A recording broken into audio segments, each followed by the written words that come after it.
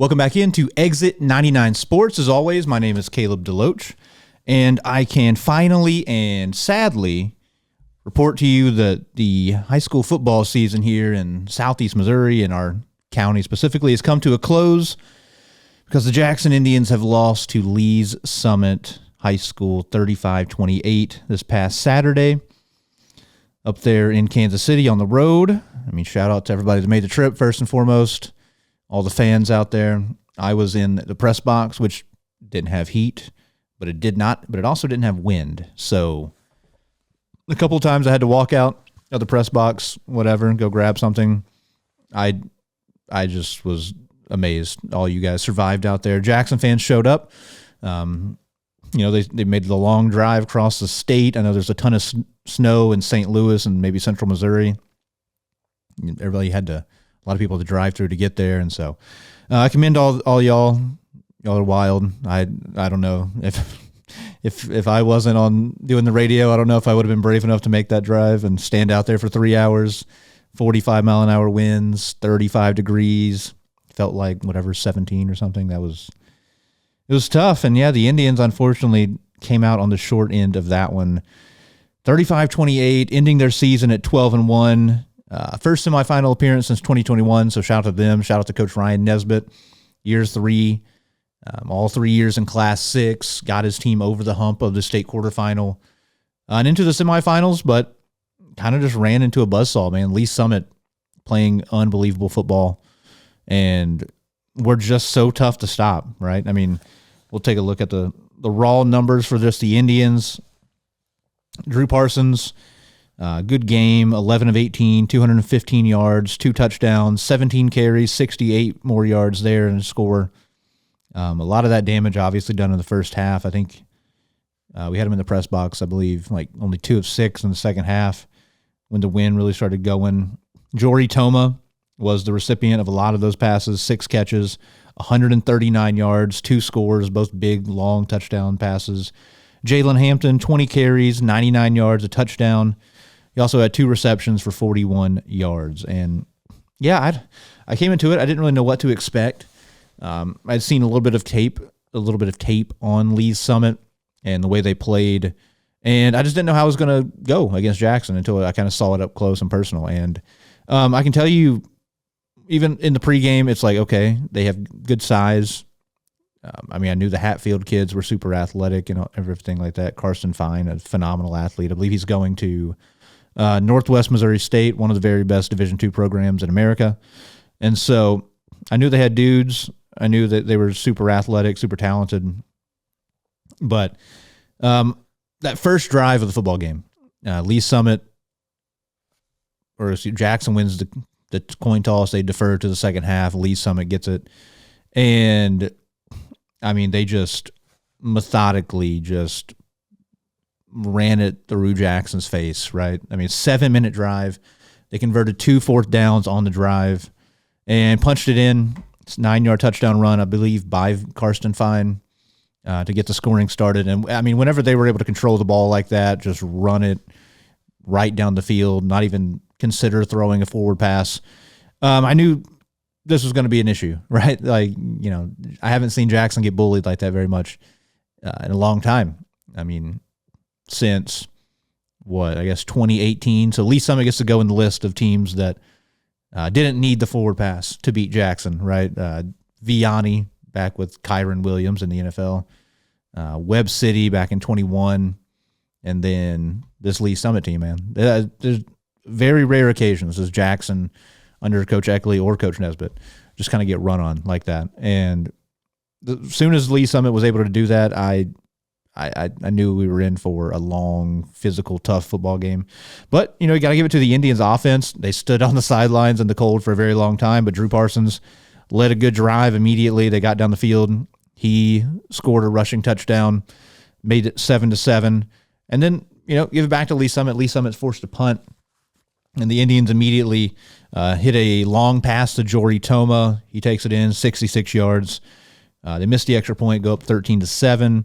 But, I thought maybe, after that, I was like, well, maybe that first drive was an anomaly. I don't know. Like I said, you don't see teams just bully you that often. But They got right back to it. They just kept it on the ground, 4 yards, 6 yards, 8 yards, 3 yards, 4 yards, 6 yards, and eventually scored a 17-yard touchdown run. Just great vision by Preston Hatfield, put them up 14-13.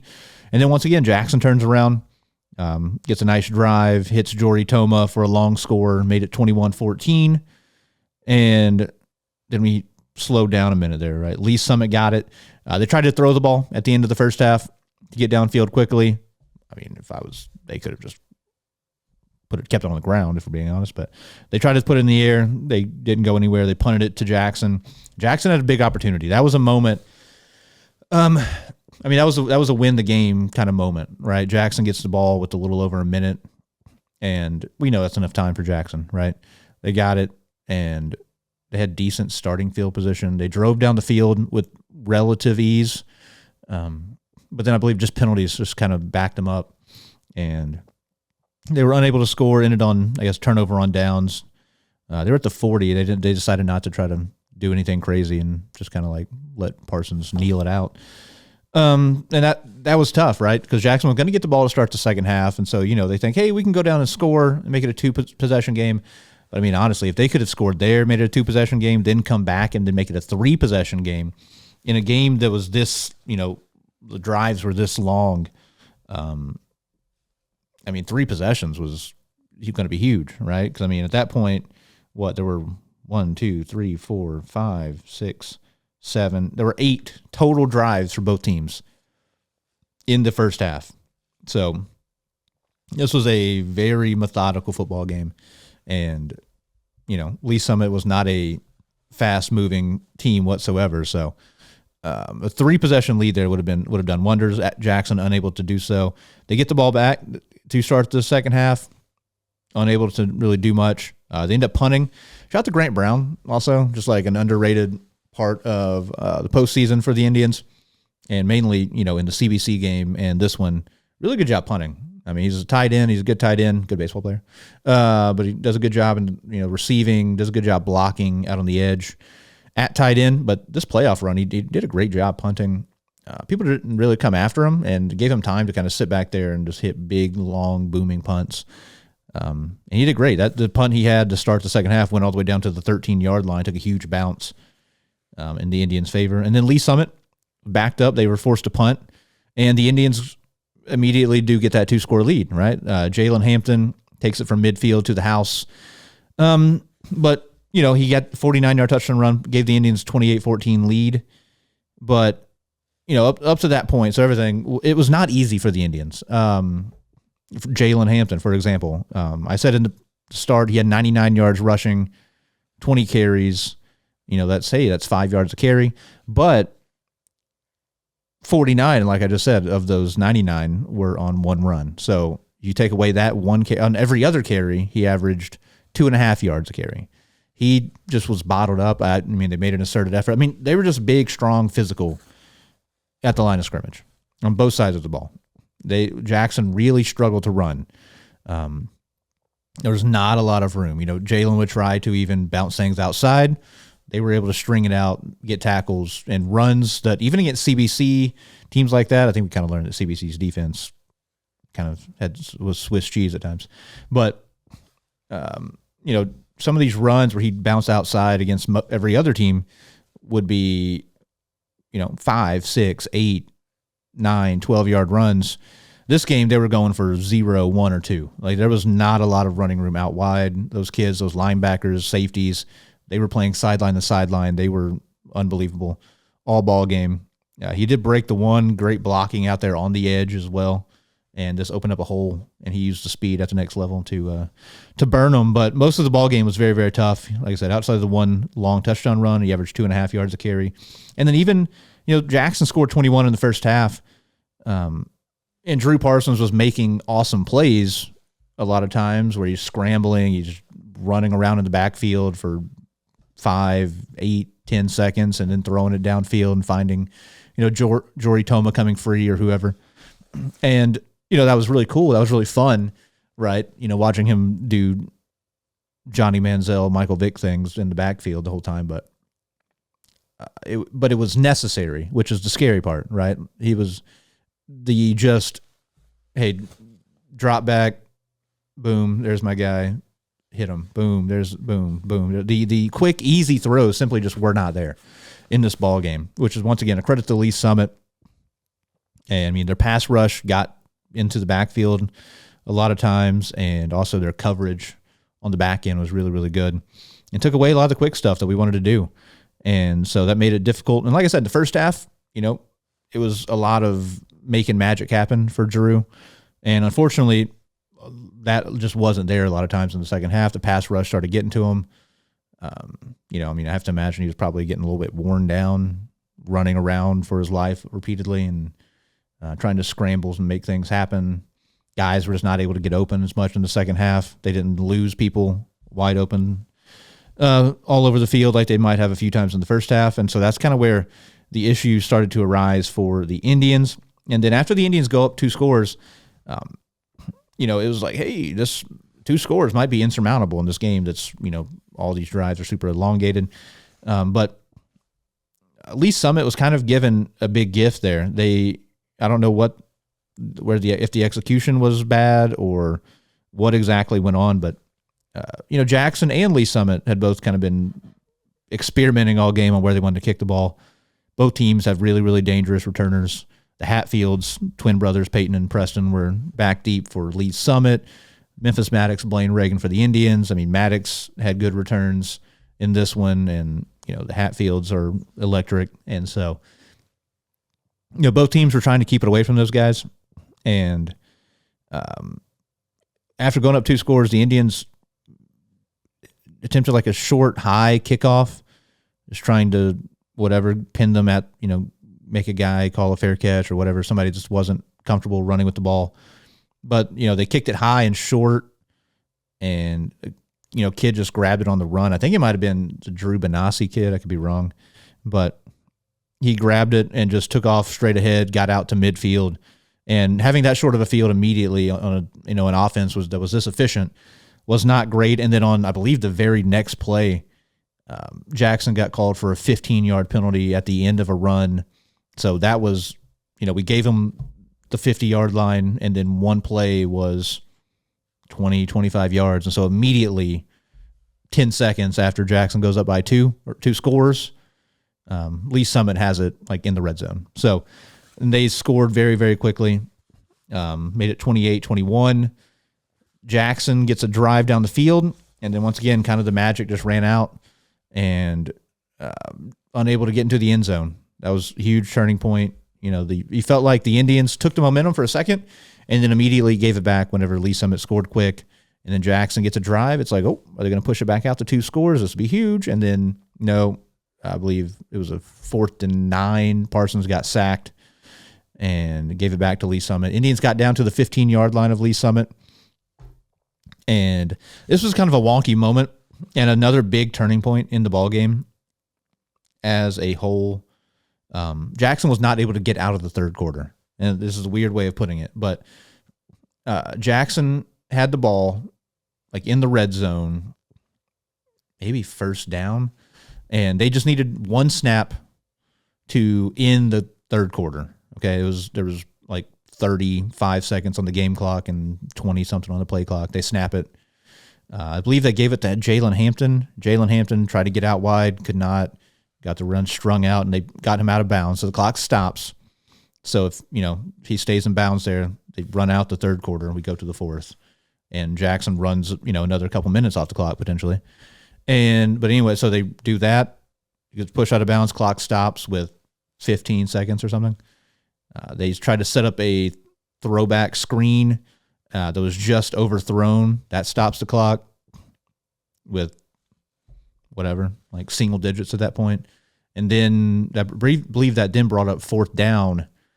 Jackson goes for it. Parsons gets sacked. And there's still 0.2 seconds on the clock. Jackson ran 3 plays in about 15 seconds. And Lee Summit got the ball and got to run a play before the fourth quarter even started.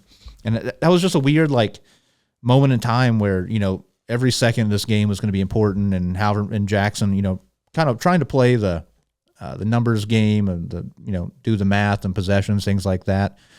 And, they made an asserted effort to run the ball. They only threw it, I think, 6 times in the second half. So they were trying to kind of burn that clock, you could tell. And so a moment like that where, you are just one snap away from getting out of the quarter and you could potentially burn off at least a couple more minutes to start the fourth. They were unable to, and gave Lee Summit the ball back and all the momentum down a score. And Lee Summit took that momentum, drove down the field, get 4th and 2 at the 3-yard line, I believe. They punch in touchdown, and another big moment at the time. I thought, it was 28-27. They go to kick the extra point. Blaine Reagan comes off the edge. Phenomenal play. Kid plays, every snap, it feels like, in the ball game. Yeah, he blocked the extra point. So the Indians had a 1-point lead, and it was like, hey, this is their chance to maybe put it away. I think they got it back with 7-something on the clock. Cody and I in the booth were talking about it, a week ago. They burned off 5.5 minutes on the clock against CBC. Can they do the same, or can they drive down, burn 5 minutes, and score, kind of put the game away? As many of you know now, unable to do so. They started their drive at their own 10 after maybe a little bit of an issue on the kickoff. Ball was kicked over, I think, Memphis Maddox's head, and it looked like it was going to go into the end zone, but the kicker just put, like, Tiger Woods, Phil Mickelson, whoever, backspin on the ball, and it just died at the 2-yard line. So he had to go retreat, pick it up, and try to get some yardage. He got, tackled at the 10-yard line. So started in a tough spot. Jackson gets to 4th down, 4th and 1. I think it was 3rd and 8 or so, and they went kind of like a delayed draw to Hampton. Got stopped just short, made it 4th and 1. And I don't disagree with the call at the end of the day. They went for it. They went under center for Parsons and fumbled the snap. I don't know who, whatever. I don't know who you want to blame it on. Blah, blah, blah. Doesn't matter. But snap got fumbled. I think he fell on it. But so Lee Summit took over. It was turnover on downs. And that was huge. Like I said, I don't disagree with the call. I mean, it's 4th and 1. You're a big, strong, athletic team. They had gone under center earlier in the game and were able to pick up a yard or two, whatever they needed. And so, I liked it. It was aggressive. And, they put the ball, somebody they trusted. It just didn't work out. They just didn't execute, right? And, like I said, I don't disagree with the call. In the moment, I thought it was the right call, and I still agree with that, even knowing in hindsight how the game worked out. Also in that moment, on top of just being aggressive and saying, hey, we pick up this first down, we might be able to end the ball game. If we're being honest, Lee Summit was kind of unstoppable at that point. So it felt like inevitable that they were going to go down and score. And in this, you kind of do the math once again, like, hey, they're going to go down and score on us, probably. Might as well, if we're going to give them the ball at the 20-yard line, they'll at least score quickly and give us time to go back down and tie it up, or maybe go for 2 to go for the win. As opposed to punting it, and then they take 5.5 minutes off the clock, and we're stuck there with no time left, trying to go down and tie it. So overall, every aspect I liked the call. I thought it was the right call. It just didn't work, and it's kind of just how it goes sometimes, right? But Lee Summit did score. I think they got it at the 20, if I remember, or 20-something.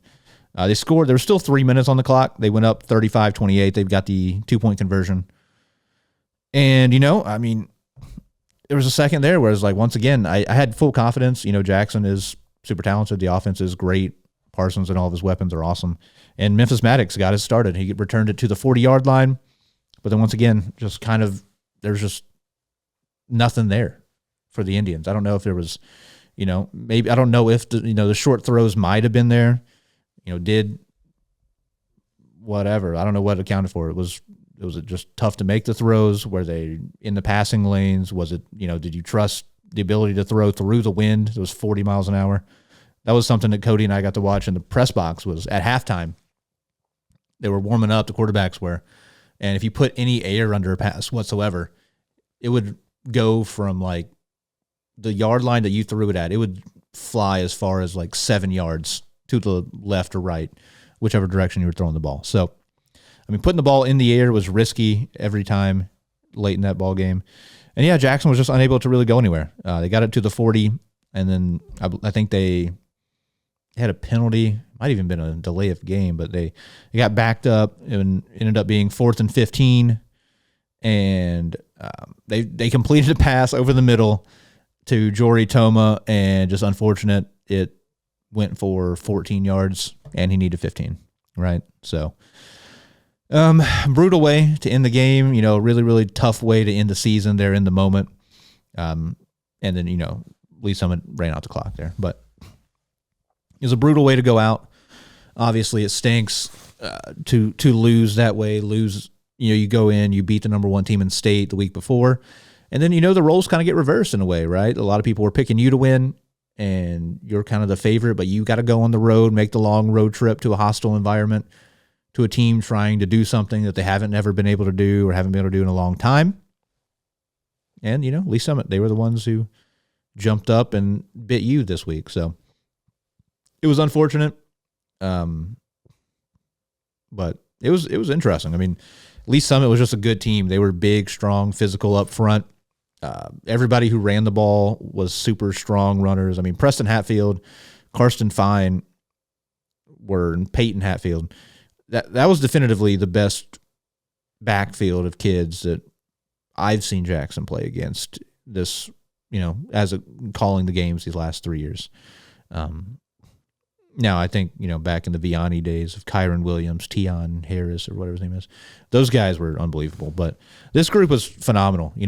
Hatfield, Fine. Fine was 6'2", 200 and something pounds. Hatfield, not very big kid, 5'9", 170. But, all these kids ran so hard. Their offensive line on every single play got behind them and pushed them. So if a run was going to be a 1-yard run, it ended up being a 4-yard run almost every single time. It was just a dominant performance. In the run game, I was going to pull up Cole Lee of SEMO Ball, put some stats out, just talking about how awesome, Lee Summit was. Just giving them their props. Preston Hatfield, the kid who, did the majority of the damage, he had 48 carries. 48. He ran the ball 48 times for 251 yards, 4 touchdowns, including the game winner.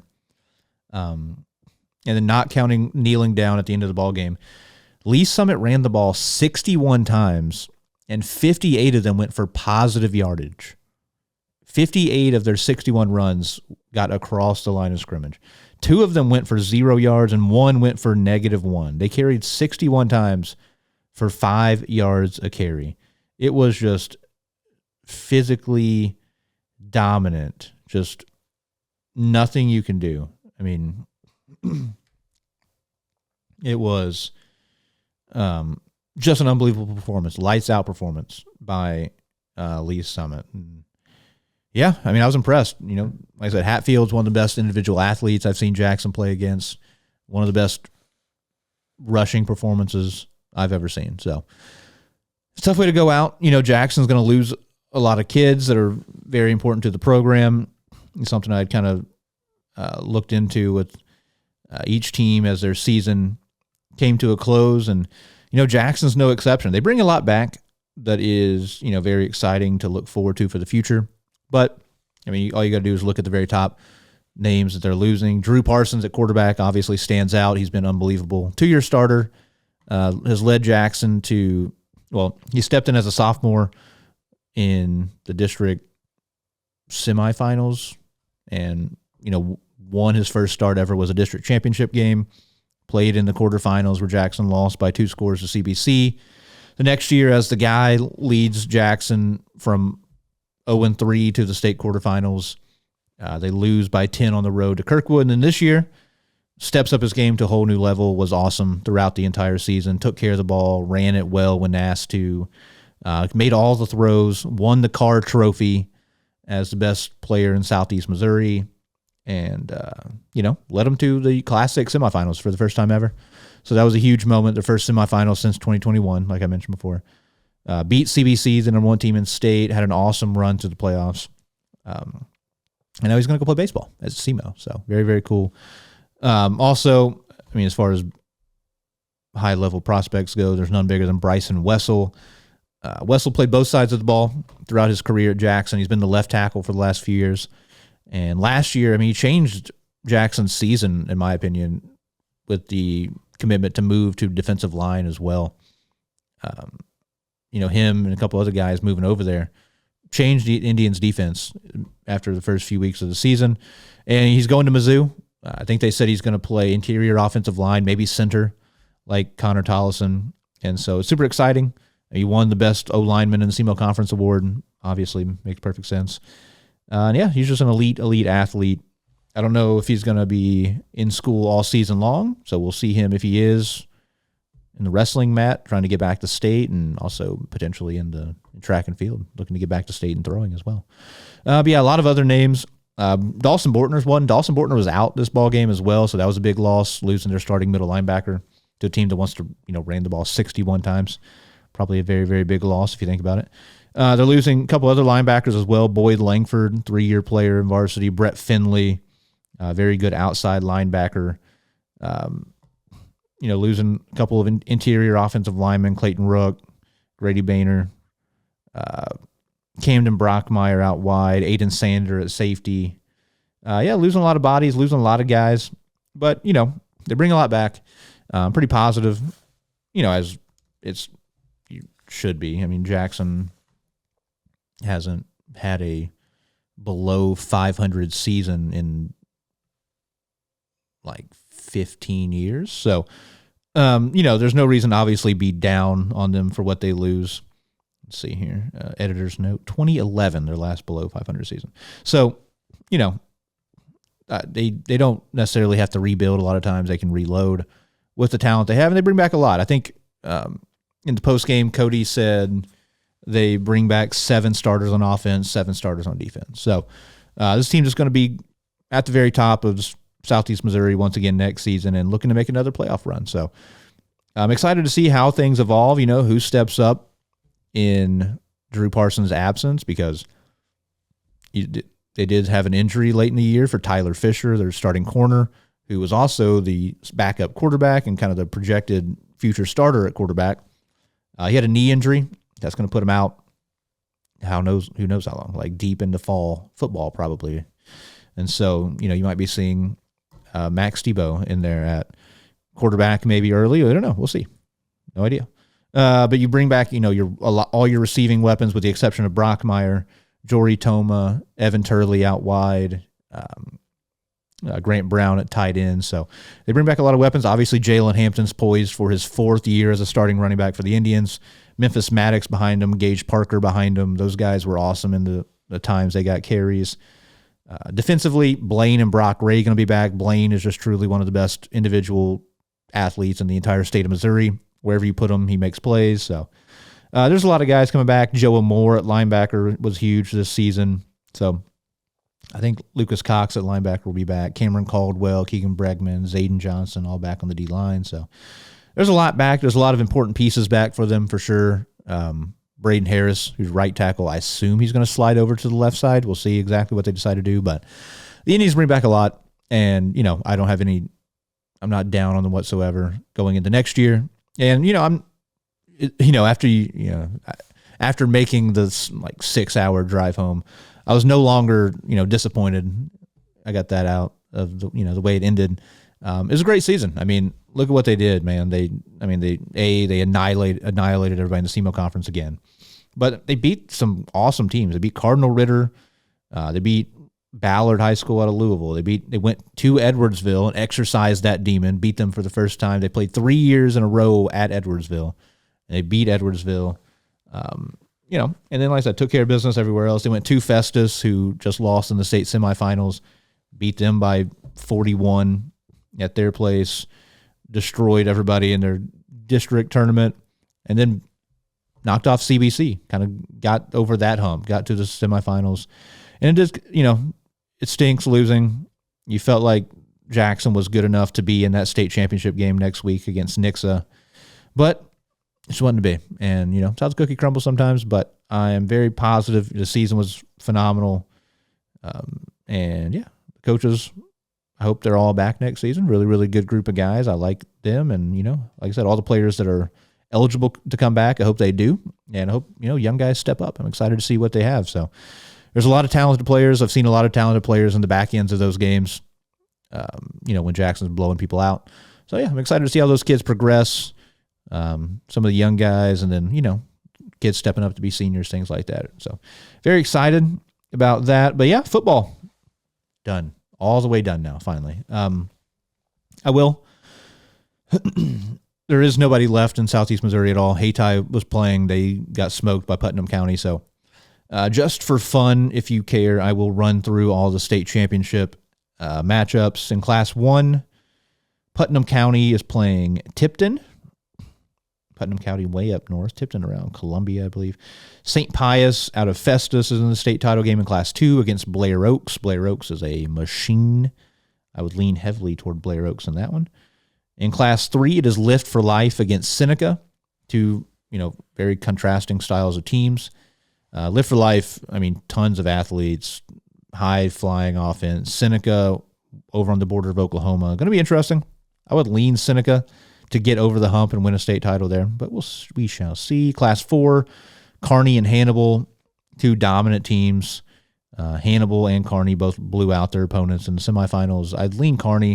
It's because they're kind of rolling as a program at the moment. Class 5, Platte County and Carthage, both teams out west.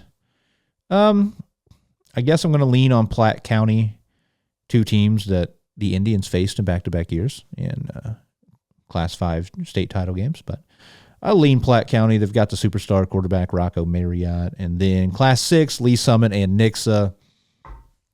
Lee Summit, impressed me infinitely, but I'm going to lean toward Nixa.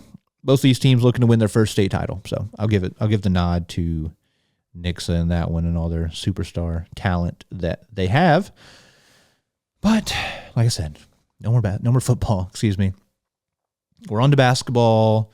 We're on to winter sports, wrestling, girls swimming. So that is where we'll jump to. There was basketball this past week. There was a game early in the week, last week. Cape Central knocked off Saxony over at Saxony. Good ball game, low-scoring game. Cape won that 49-46. Saxony, unsurprisingly, was led by Kinsey Keys, 19 points. Kinsey's going to be one of the very best players in the SEMO Conference this year. The question is just how much can the rest of the team around her take a step forward this season. I'll be watching them closely. I'm excited to see what they do. They're a young, fun team, so I have my eye on them for sure. And then over at Cape, Jamie Dawson-Ide, as you expect, 16 points. So at this point, incredible multi-sport athlete. Went to state and cross country. She's probably going to go to state this year in track and field. And probably going to lead the basketball team in points. So Jamie Dawson-Ide had 16. And then Caden Kern had 9 points. Caden's another one I'm excited to see. Only a freshman, had a really good volleyball season. For those that don't know me, I've said it a few times in the past. I worked at the Sportsplex from the time it opened until my daughter was born in December of 2023. So I probably stopped working there, I believe, November 2023.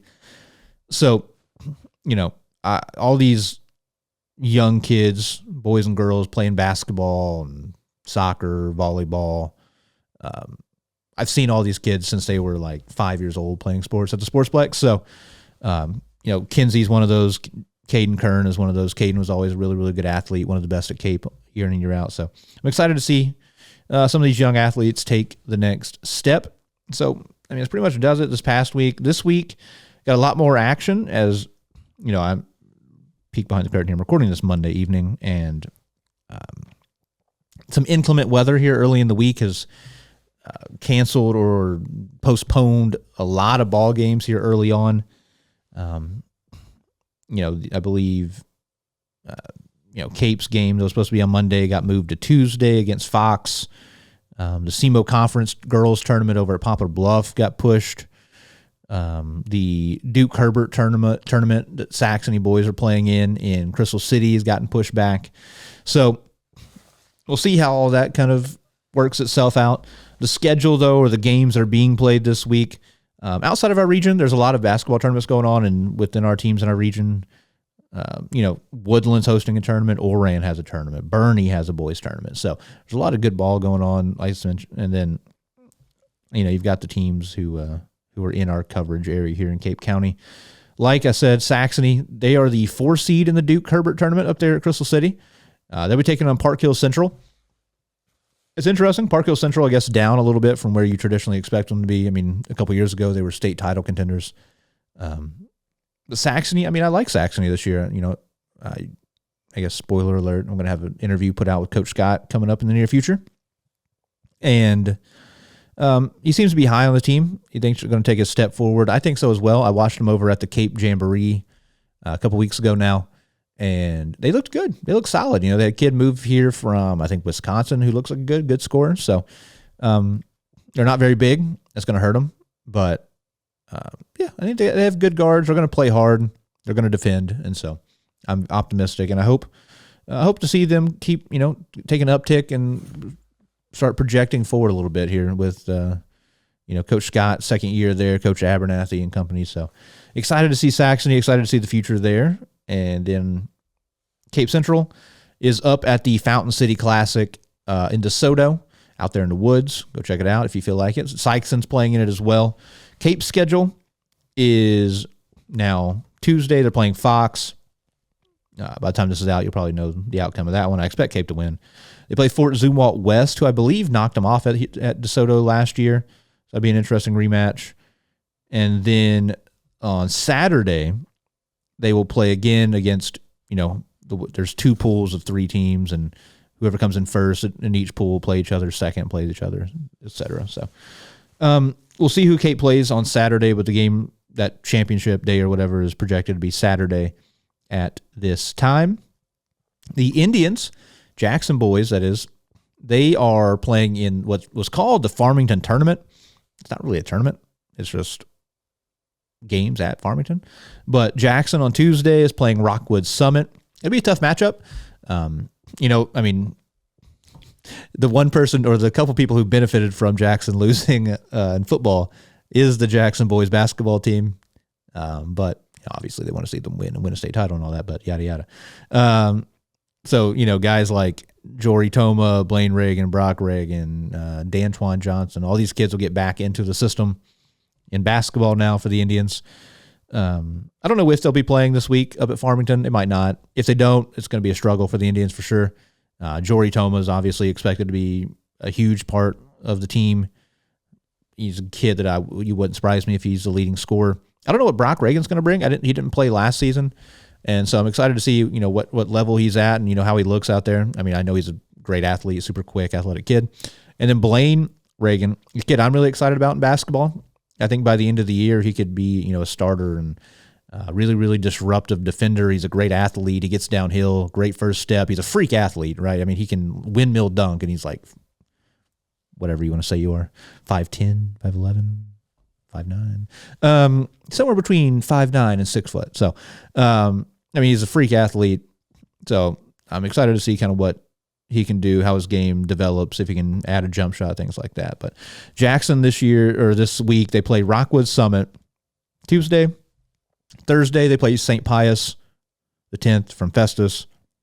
And then Friday, they play Farmington at Farmington, which will be a tough test. Farmington's good.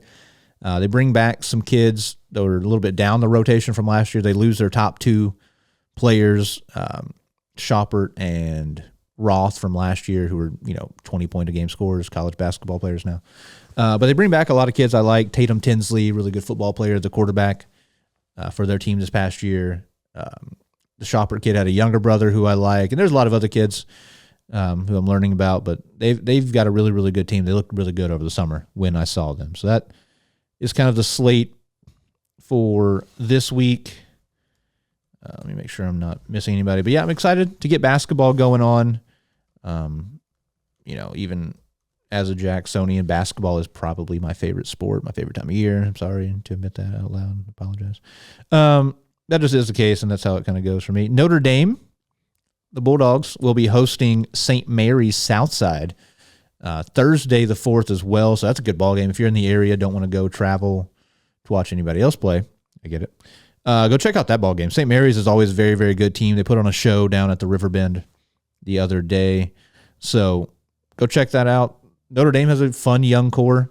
I don't know if we're going to have a full-on basketball preview or not. I've interviewed some coaches, things like that, but I'm really excited about what Notre Dame can be.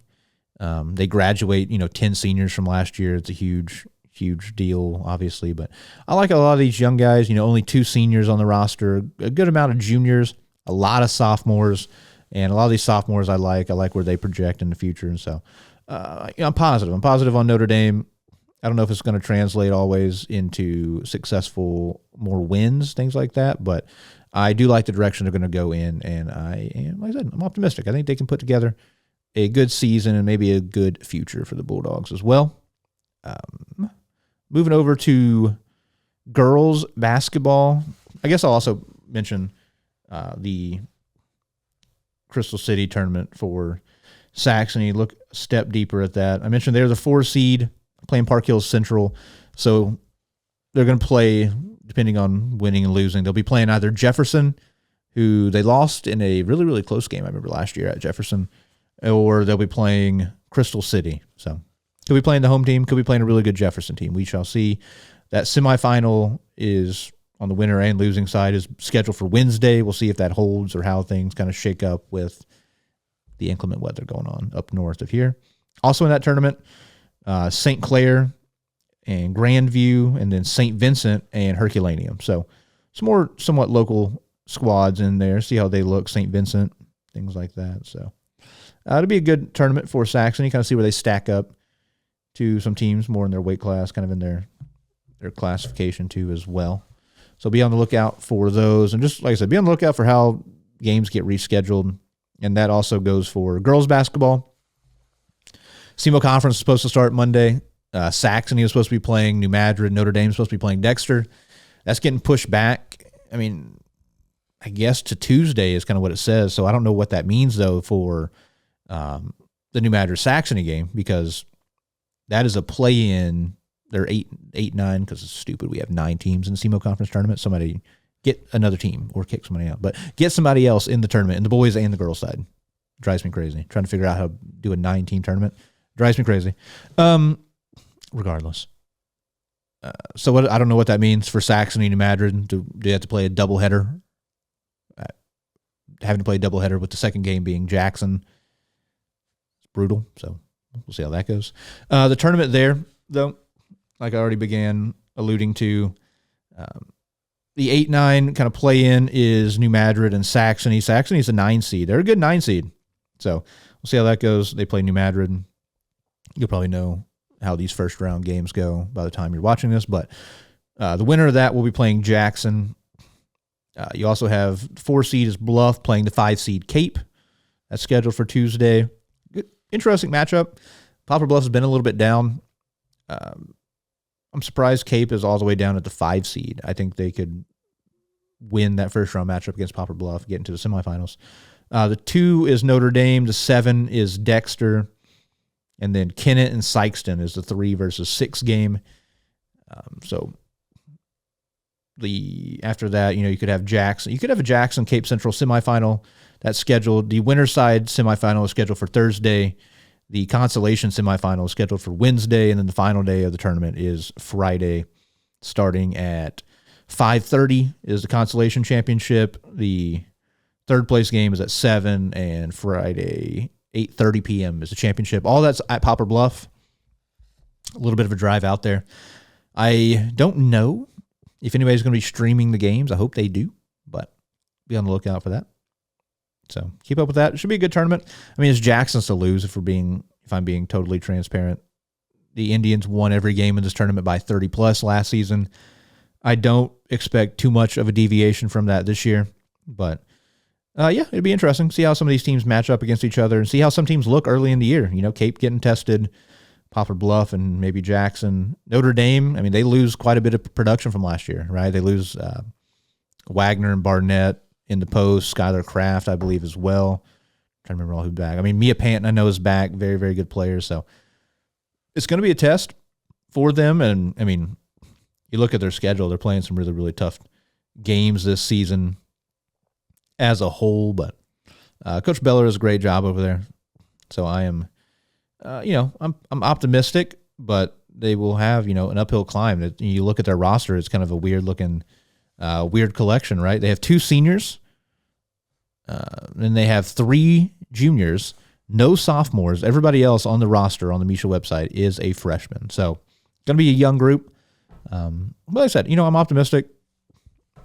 I mean, Notre Dame should never be taking huge drops in talent, I would say, in general. So I am certainly optimistic. I think they can, put together a pretty good year here, but it's going to be a learning experience, going to have some growing pains at times with a lot of young girls out there having to contribute. And they're, a pretty tough Class 5 District 1 as well once you get later into the postseason. But outside of that, like I said, girls SEMO Conference Tournament going to be going on all week. Cape, Jackson, Notre Dame, Saxony. That will take up all this week. A lot of wrestling going on. Starting on the boys' side, Tuesday, you've got so Notre Dame and Saxony co-oping together, boys and girls wrestling. So there's that. And I believe they're co-oping in swimming as well on the girls' side. So see a lot of Notre Dame and Saxony flavor there together. On Tuesday, Notre Dame with Saxony is wrestling Kennett on the boys' side.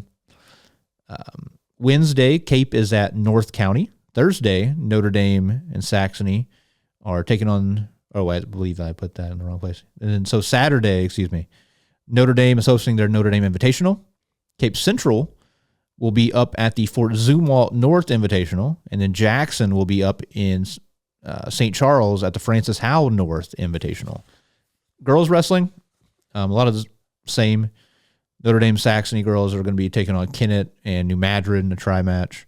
Cape is at North County Wednesday on the girls' side as well, and then Friday, the girls at Notre Dame will be in that invitational, and then Cape girls will be at the Fort Zumwalt North Invitational as well. And then girls swimming, Jackson is taking on Notre Dame with Saxony and girls swimming Thursday, and then Saturday, Cape and Notre Dame with Saxony is going to be at Ladue for the Ladue Invitational. So quite a bit going on this week. So once again, keep your eye on the weather. I don't know how that's going to shake out exactly.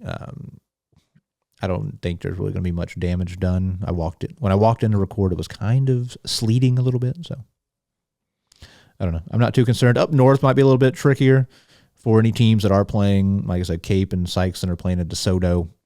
Keep your eyes on that. Jackson at Farmington. I don't know how bad it's going to be at Farmington, but some of their teams making trips south. We'll see how that all works out. But, like I said, football ending, always disappointing, and, sad to see it go. But I'm excited for basketball. I'm in the same role in basketball. I'll be doing radio, myself and Cody Hinkebine for Jackson 104.7 The Bridge. If you want to check that out. I was on a basketball preview of the whole area with Rusty Hendricks over on SEMO ESPN. Shout out to Rusty. Go check that out. Me and Cole Lee of SEMO Ball were on there. Got to kind of do a little quick thoughts on each team, talk to different coaches. Coach Long of Bernie, Josh Carball from Eagle Ridge, Coach Frazier from Cape, Coach Fernetti, Puxico. So that was neat, getting to talk to different people, talk about different schools, and I usually do here, just Cape Jackson region. So yeah, go check that out. Should be, I believe it's in podcast form. Go to his, Facebook page or website there, SEMO ESPN. Check out that. And yeah, it's exciting. Basketball's really, really fun time. And this area really, really loves basketball. And there's a lot coming up. The girls' SEMO conference tournament's going on. A week from now, the boys' SEMO conference tournament will get started down in Sykeston. You want to take a early peek at that. Cape is the 1 seed there. Jackson's the 3 seed. Notre Dame is the 7 seed. So a lot to look forward to. Cape will be the 1 seed taking on either Kennett or New Madrid. Then they, if they win that, they're going to be playing a tough game in the semifinals against either Dexter or Charleston. I'm high on both those teams this year. Sykeston is going to be hosting Notre Dame in that first round. It's going to be an uphill battle for Notre Dame for sure. Sykeston loses a lot, but they bring back a lot of talent that I really like.